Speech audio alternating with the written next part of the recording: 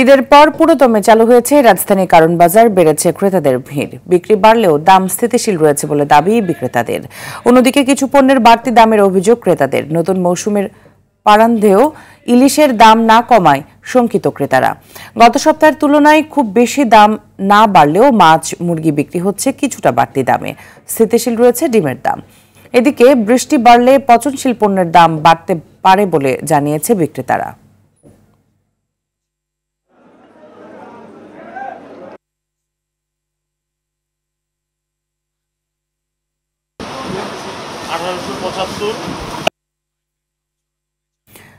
দর্শক, বাজার পরিস্থিতি জানাতে রাজধানী কারণ বাজারে আছেন আমাদের সহকর্মী মাহিন আরাফাত। এছাড়া যুক্ত হচ্ছে খুলনা থেকে এস.এম. মনিরুজ্জামান এবং ব্রাহ্মণবাড়িয়া থেকে সাদ্দাম হোসেন।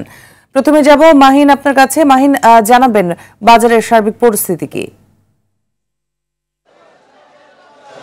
আমি তো প্রথমে যেটা জানিয়ে রাখতে চাই যে কারণ বাজারে কিন্তু তার পুরনো রূপে ফিরেছে। অর্থাৎ গত সপ্তাহে আমরা যেমনটি দেখেছিলাম যে বাজারে ক্রেতার উপস্থিতি অনেকটাই কম, এবং সপ্তাহে কিন্তু সেই ক্রেতা সংকট কাটিয়ে বাজারে যথেষ্ট ক্রেতা উপস্থিতি রয়েছে। পাশাপাশি বাজারের যে দোকানগুলো বন্ধ ছিল সেগুলোও কিন্তু এই সপ্তাহে খুলেছে, এবং বাজারে যে পণ্যের সরবরাহ সেটাও স্বাভাবিক হয়েছে। কিন্তু পণ্যের সরবরাহ স্বাভাবিক হলেও সবজি বাদে অন্যান্য যে সকল নিত্য প্রয়োজনীয় জিনিস মানুষের প্রয়োজন হয় সে সকল জিনিসের দাম কিন্তু নিয়ন্ত্রণে নেই, অর্থাৎ হাতের নাগালে নেই। আমরা যেমনটা খোঁজ নিয়ে জানতে পেরেছি যে গত সপ্তাহের তুলনায় প্রতি ধরনের চালের দামে 2 থেকে 6 টাকা দাম বৃদ্ধি পেয়েছে। এর বাইরে যদি জানাতে চাই যে মুরগির দাম গত সপ্তাহে কিছুটা বেড়েছিল, এই সপ্তাহে মুরগির দাম ব্রয়লার এবং দেশি মুরগির দাম না বাড়লেও পাকিস্তানি মুরগির দাম বেড়েছে কেজিতে 80 টাকা করে।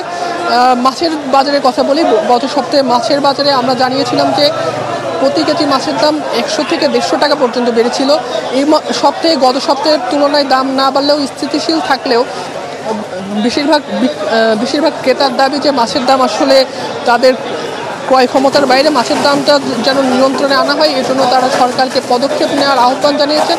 এর বাইরে যদি বলি যে ইলিশের ভরা মৌসুম ধরা হয় জুলাই থেকে সেপ্টেম্বর মাস পর্যন্ত, অর্থাৎ সামনের মাস থেকে ইলিশের ভরা মৌসুম, কিন্তু ইলিশের মৌসুমের প্রারম্ভেও ইলিশের দাম কিন্তু হাতের নাগালে আসেনি।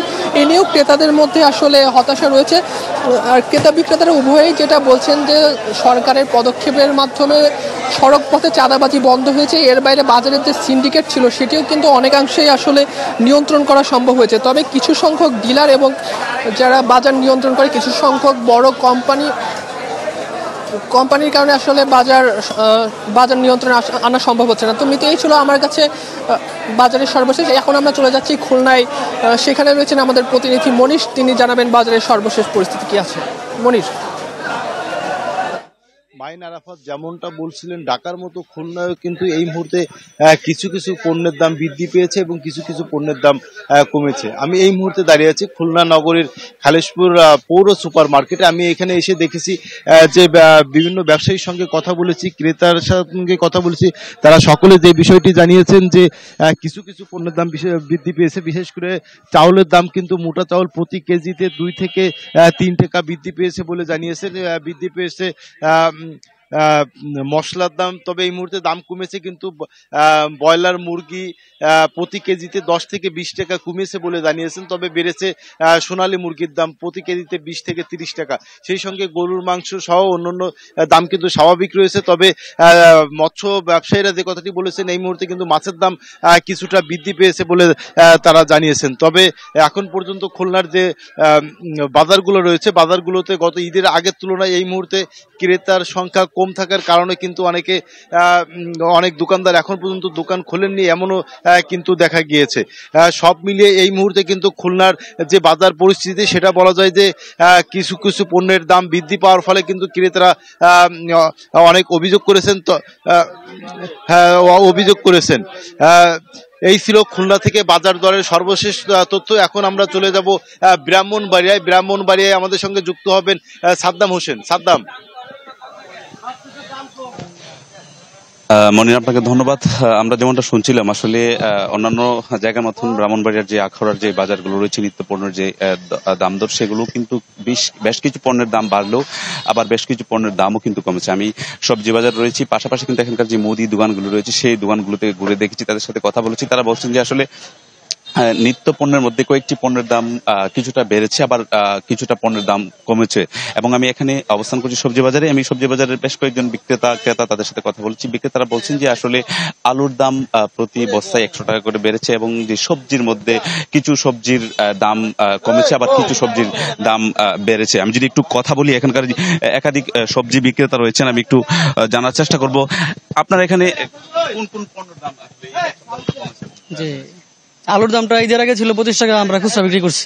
ঈদের পর সেটা 30 টাকা হয়েছে। টমেটো ছিল 40 টাকা 50 টাকা, টমেটো হচ্ছে 60 টাকা। তারপরে কাঁচামরিচের দামটা তুলনামূলক একটু বাড়ছে। ধন্যবাদের দাম বাড়ছে প্রায় কেজিতে 50 টাকা খুচরা দামে। তারপরে ভেন্ডির দাম বাড়ছে কেজিতে 20 টাকা। করলা, তারপরে পটল, সবকিছু দাম মোটামুটি বাড়ছে।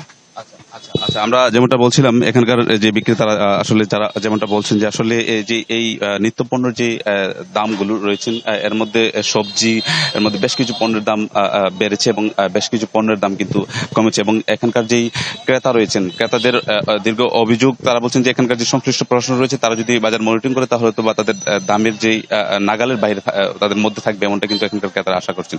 তো এই ছিল আমার কাছে ব্রাহ্মণবাড়িয়া আখাউড়া থেকে যেই বাজারে যে দরদাম এর সর্বশেষ খবরাখবর। যে আপনাদের তিনজনকে অসংখ্য ধন্যবাদ আমাদের সাথে যুক্ত হবার জন্য।